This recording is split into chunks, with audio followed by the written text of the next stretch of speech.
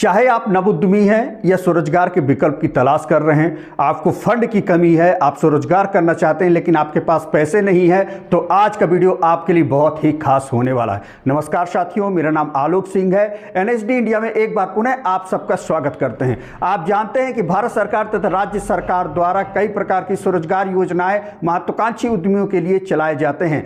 तो आज मैं मध्य प्रदेश और भारत सरकार द्वारा 10 महत्वाकांक्षी योजनाएं नव उद्यमियों के लिए कौन कौन सी हैं उस पर हम चर्चा करते हैं। आप जानते हैं कि हमारे नव उद्यमी, हमारे स्वरोजगार करने वाले उद्यम स्थापित करने वाले उद्यमी बहुत अच्छे विचार रखते हैं, इनोवेटिव विचार रखते हैं। वो समाज के लिए, देश के लिए कुछ करना चाहते हैं, वो अधिक से अधिक लोगों को नौकरी देना चाहते हैं, लेकिन उनके पास फंड की कमी होती है। इस फंड को दूर करने के लिए, इस कमी को दूर करने के लिए भारत सरकार तथा राज्य सरकार द्वारा कई महत्वाकांक्षी योजनाएं चलाई जाती हैं। हम आज आपको 10 महत्वाकांक्षी योजनाओं के बारे में विस्तार से जानकारी देंगे। हम बताएंगे कि आज 10 महत्वाकांक्षी योजनाएं कौन कौन सी हैं, आप कैसे इसकी सहायता लेकर अपने उद्यम को बेहतर तरीके से संचालित कर सकते हैं। लेकिन एक अनुरोध, एक गुजारिश, यदि आपने चैनल को सब्सक्राइब नहीं किया है तो चैनल को सब्सक्राइब कर लें और नोटिफिकेशन प्राप्त करने के लिए बेल आइकन को जरूर दबाएं।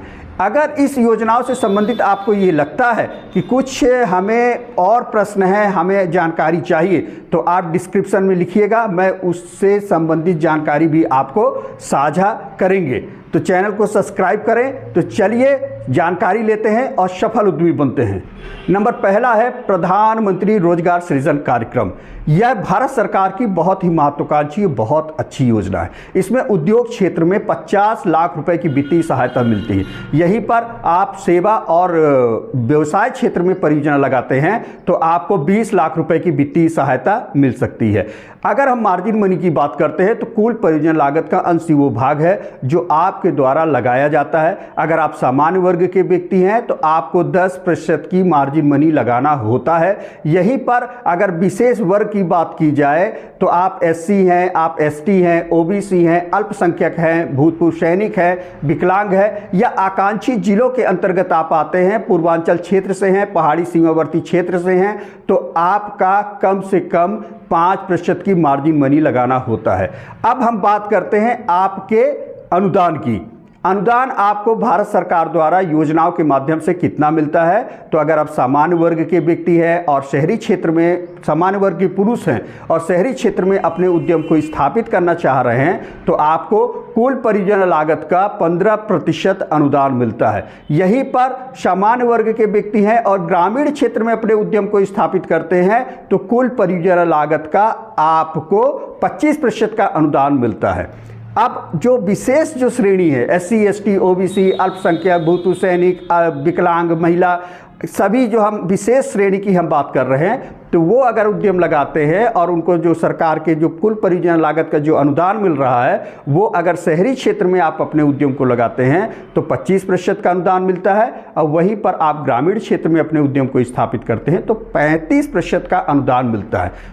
चलिए अब भारत सरकार की दूसरी महत्वपूर्ण कल्याणकारी योजना की बात करते हैं। तो ये है प्रधानमंत्री सूक्ष्म खाद्य उद्योग उन्नयन योजना। इसको पीएमएफएमई भी कहते हैं। यदि आप व्यक्तिगत रूप से अपने उद्योग को लगाना चाह रहे हैं, आपने उद्योग लगाया है या नया उद्योग लगाना चाह रहे हैं, तो इसमें कुल परियोजना लागत में जो मशीनरी है, मशीनरी सब्सिडी में आपको 35% का अनुदान मिलता है। राशि की बात की जाए तो 10 लाख रुपए तक का अनुदान मिलता है। मार्जिन मनी की हम बात करते हैं तो आप जो आवेदन लगा रहे हैं, आप जो उद्योग लगा रहे हैं, तो उस उद्योग में आपको 10% की मार्जिन मनी लगाना होगा। शेष जो है कम से कम 10%, शेष जो है तो बैंक द्वारा आपको ऋण की सुविधा मिल जाती है। नंबर तीसरा है प्रधानमंत्री मुद्रा योजना।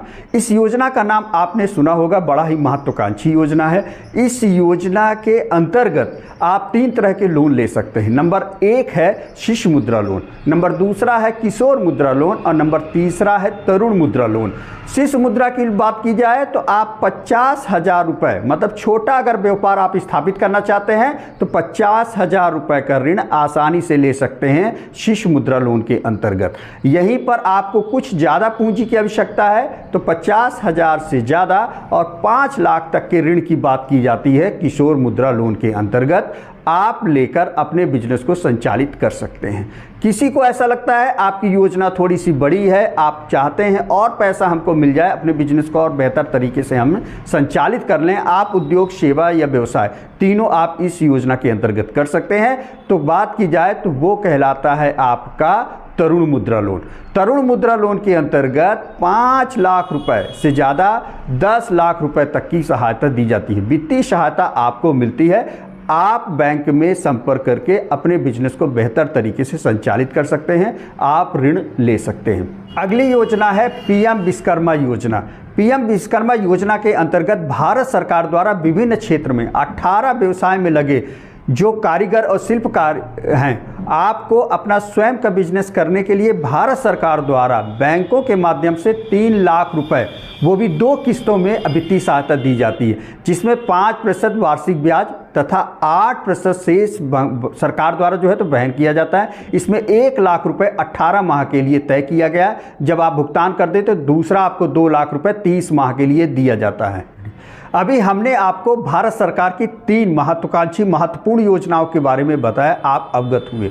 अगर आप मध्य प्रदेश से हैं, मध्य प्रदेश सरकार द्वारा कौन कौन सी योजनाएं हैं इस पर हम चर्चा करते हैं। तो बड़ा ही महत्वपूर्ण योजना है, नंबर 1 है मुख्यमंत्री उद्यम क्रांति योजना। इस योजना का भी नाम आपने सुना होगा। इस योजना के अंतर्गत ऐसे उद्यमी जो अपना उद्यम स्थापित करना चाहते हैं, उनके पास पैसे नहीं है, तो सरकार द्वारा वित्तीय सहायता और ब्याज अनुदान की सहायता दी जाती है। इस योजना के अंतर्गत आप 50,000 रुपए, अगर आप उद्योग लगाना चाह रहे हैं, आपको लगता है कि कोई उद्योग लगाना चाहिए, आपके पास पैसे नहीं है, तो 50,000 रुपए से लेकर 50 लाख रुपए तक की वित्तीय सहायता दी जाती है। यहीं पर आप कोई सेवा का कार्य करना चाह रहे हैं, आप कोई व्यवसाय लगाना चाह रहे हैं, तो सरकार द्वारा 50,000 रुपए से लेकर 25 लाख रुपए तक की वित्तीय सहायता दी जाती है। मार्जिन मनी की बात की जाए तो मार्जिन मनी आपको ही लगाना है। कम से कम की मार्जिन मनी की बात की जाए तो 20% का मार्जिन मनी आपको लगाना होता है। अगर ब्याज अनुदान की बात की जाए तो इस योजना के अंतर्गत बैंक द्वारा जो ब्याज लगता है उसमें से 3% की आपको छूट दी जाती है। सरकार 3% का ब्याज आपको अनुदान स्वरूप देती है, वो भी 7 वर्षों तक। अगली योजना है संत रविदास स्वरोजगार योजना। ये नाम से ही विदित हो रहा है। इस योजना के अंतर्गत SC वर्ग, अनुसूचित जाति वर्ग के व्यक्ति हैं, आप इससे संबंधित हैं, आप अपने उद्यम को लगाना चाहते हैं, तो इस योजना के अंतर्गत आप लाभ ले सकते हैं। सरकार द्वारा उद्यमशील अनुसूचित जाति वर्ग के व्यक्तियों के लिए कम ब्याज पर पैसे उपलब्ध कराया जाता है, वित्तीय सहायता दी जाती है। इस योजना के अंतर्गत अगर आप उद्योग लगाना चाह रहे हैं तो आप 1 लाख रुपए से लेकर 50 लाख रुपए तक की वित्तीय सहायता मिलती है, आप उद्योग लगा सकते हैं। यहीं पर कोई सेवा या व्यवसाय संबंधित कोई भी काम करना चाह रहे हैं तो 1 लाख रुपए से लेकर 25 लाख रुपए तक की वित्तीय सहायता दी जाती है। अनुदान की बात की जाए तो इस योजना के अंतर्गत जो अनुदान मिलता है वो है 5% का अनुदान। बैंक द्वारा जो ब्याज लगता है उसमें से सरकार द्वारा 5% का अनुदान आपको दिया जाता है, वो भी 7 वर्षों तक। अगली योजना है भगवान बिरसा मुंडा स्वरोजगार योजना। भगवान बिरसा मुंडा स्वरोजगार योजना, ये योजना उन युवा वर्गों के लिए जो अनुसूचित जनजाति वर्ग से आते हैं, जो ST वर्ग से आते हैं, ऐसे युवा जो अपना उद्यम लगाना चाहते हैं, इसमें भी कम ब्याज पर सरकार द्वारा ऋण या वित्तीय सहायता आपको उपलब्ध कराया जाता है। इस योजना के अंतर्गत भी अगर आप उद्योग लगाना चाह रहे हैं तो सरकार द्वारा 1 लाख रुपए से लेकर 50 लाख रुपए तक की वित्तीय सहायता दी जाती है। यहीं पर आप कोई व्यवसाय करना चाह रहे हैं या कोई सेवा क्षेत्र का काम करना चाह रहे हैं तो सरकार द्वारा 1 लाख रुपए से लेकर 25 लाख रुपए तक की वित्तीय सहायता दी जाती है, वो भी क्या, कम ब्याज पर। इस योजना के अंतर्गत ब्याज की बात की जाए तो आपका जो ब्याज अनुदान मिलता है वो मिलता है आपका 5% वार्षिक ब्याज पर, वो भी 7 वर्षों के लिए। अगली योजना है डॉक्टर भीमराव अंबेडकर आर्थिक कल्याण योजना। शब्द से विदित है आर्थिक कल्याण, आर्थिक रूप से कल्याण करने के लिए योजना बनाई गई। ऐसे वर्ग जो अनुसूचित जाति से हैं, उनके पास पैसे बिल्कुल नहीं है, वो अपने उद्यम को लगाना चाहते हैं तो वो आसानी से 10,000 रुपये से लेकर 1,00,000 रुपये तक की वित्तीय सहायता ले सकते हैं बैंकों के माध्यम से। और सरकार द्वारा जो है इसमें 7% का अनुदान मिलता है, ब्याज अनुदान 7% तक, वो भी 5 वर्ष तक 7% वार्षिक के आधार पे आपको ब्याज मिलेगा। आप बिजनेस को आसानी से कर सकते हैं। तो जो ब्याज बैंक से लगता है उसमें से 7% सरकार द्वारा छूट दी जाती है। अगली योजना है टांट्या मामा आर्थिक कल्याण योजना। नाम से विदित है, आर्थिक कल्याण के लिए है। ऐसे वर्ग जिनके पास पैसे बिल्कुल नहीं है, अपने उद्यम को स्थापित करना चाह रहे हैं, तो सरकार द्वारा 10,000 रुपये से लेकर 50,000 रुपये तक की वित्तीय सहायता दी जाती है। आप इन पैसे से अपने बिजनेस को संचालित करते हैं, वो भी अगर ब्याज अनुदान की बात की जाए तो अच्छा खासा ब्याज आपको मिलता है। इसमें 7% वार्षिक ब्याज मिलता है। जो बैंक आपसे ब्याज लेगी उसमें से सरकार द्वारा 7% का अनुदान दिया जाता है, और से ये अनुदान मिलता है आपको 5 वर्षों तक। तो 5 वर्ष के अंदर आपको 7% वार्षिक ब्याज मिलेगा। आप अपने बिजनेस को संचालित बेहतर तरीके से कर सकते हैं। चलिए अब हम पात्रता की बात करते हैं कि इस योजनाओं के माध्यम से कौन व्यक्ति लाभ ले सकता है। लाभ जानना बड़ा महत्वपूर्ण हो जाता है। तो कौन व्यक्ति पात्र है, कौन व्यक्ति लाभ लेगा। तो नंबर 1, अगर आप केंद्र सरकार से संबंधित है, माने केंद्र योजनाओं का, स्वरोजगार योजनाओं का लाभ ले रहे हैं, तो आप भारत के निवासी होने चाहिए। अगर आप राज्य सरकार की योजना का लाभ ले रहे हैं तो आप मध्य प्रदेश राज्य के निवासी होने चाहिए, तब आप मध्य प्रदेश की स्वरोजगार योजनाओं का आप लाभ ले सकते हैं। नंबर 2, आपकी आयु कम से कम 18 वर्ष होनी चाहिए। 18 वर्ष से कम आयु का व्यक्ति योजनाओं का लाभ, स्वरोजगार योजनाओं का लाभ तो नहीं ले पाएगा। तो आप जो है 18 वर्ष के होने चाहिए। नंबर 3, किसी भी राष्ट्रीयकृत बैंक, वित्तीय संस्थान या सहकारी संस्था के एनपीए या डिफॉल्टर न हो, क्योंकि बहुत सारे लोग ऋण लेते हैं, अदायगी नहीं करते, वो एनपीए होते हैं, तो आप किसी भी योजना का लाभ नहीं ले पाएंगे। नंबर 4, अगर आप स्वरोजगार योजना का लाभ ले चुके हैं, किसी भी स्वरोजगार योजना का लाभ ले रहे हैं, तो आप अन्य स्वरोजगार योजनाओं का लाभ नहीं ले पाएंगे। इनमें से किसी का भी लाभ नहीं ले पाएंगे अगर आप ले रहे हैं। तो अगर आप लाभ नहीं लिए हैं तो आप आसानी से पात्र हैं, आवेदन कर सकते हैं। अब हम चर्चा करते हैं महत्वपूर्ण दस्तावेज। आपको कौन कौन से दस्तावेजों की आवश्यकता होती है, किन किन दस्तावेजों के माध्यम से आप आवेदन करते हैं।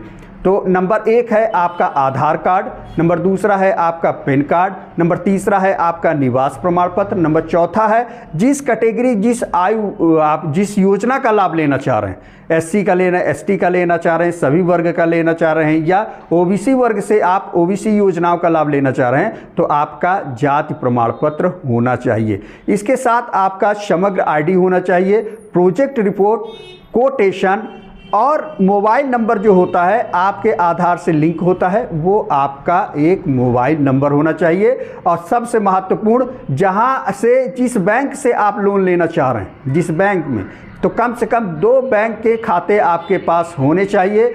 आपके पास पासबुक होना चाहिए, और इसके साथ आपकी एक पासपोर्ट फोटो।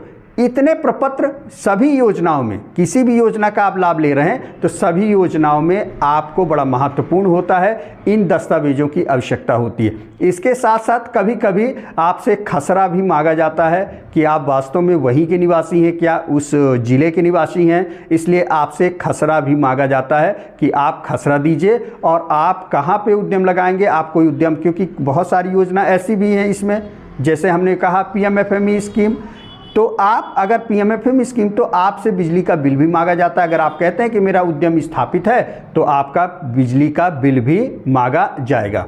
अब बात आती है आवेदन कैसे करना है। आवेदन करने के लिए हर पोर्टल अलग अलग है, तो सभी पोर्टल की अलग अलग जानकारी दी गई है। अगर आप आवेदन करना चाहते हैं तो कमेंट करिएगा, आप हमें बताइएगा, मैं आपको अलग से हमारे ईमेल आईडी के माध्यम से भी आप हमसे संपर्क कर सकते हैं, तो हम आपको बताएंगे कि किस योजना में कैसे आवेदन करना है और कौन सी आपकी साइट है। इसके साथ ही भारत सरकार तथा राज्य सरकार की स्वरोजगार योजनाओं का आज का वीडियो समाप्त होता है। उम्मीद है जानकारी आपको उद्यमशीलता की यात्रा में आगे बढ़ने के लिए ये जानकारी मददगार होगी।